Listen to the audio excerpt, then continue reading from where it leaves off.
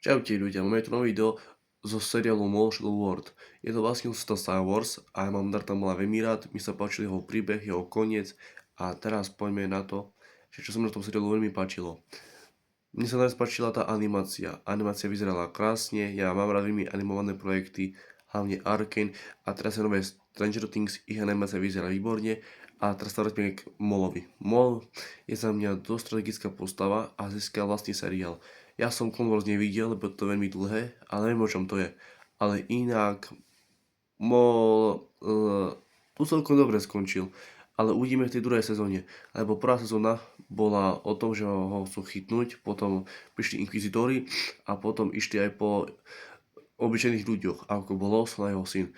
A tam poviem, mne sa tie postavy mi páčili, mám kým bol nejaký ten vzťah, hlavne k Molovi.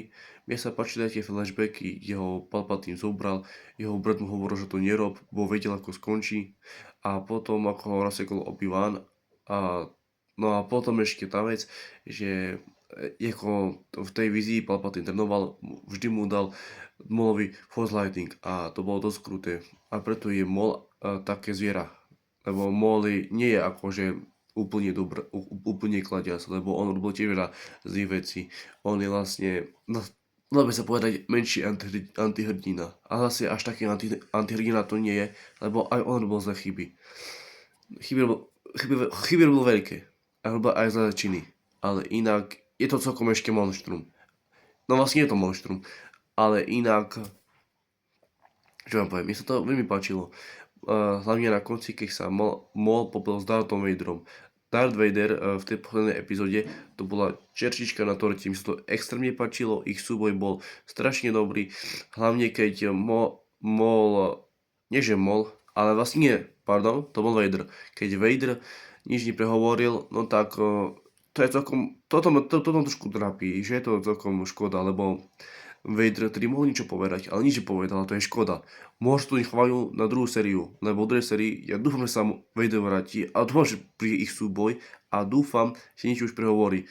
Lebo naozaj Vader má veľmi rád aj Mola a v ich týchto dvoch pokope je absolút cinema.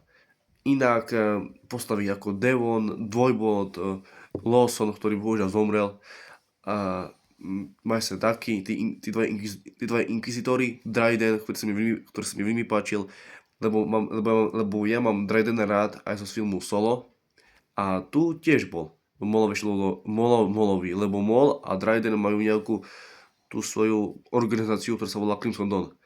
Dobre, takže toto bolo všetko, lebo poviem pravdu, veľmi sa teším na tretiu sériu. Takže čaute, dajte odber a like a nechám si vás prevádza. Čus.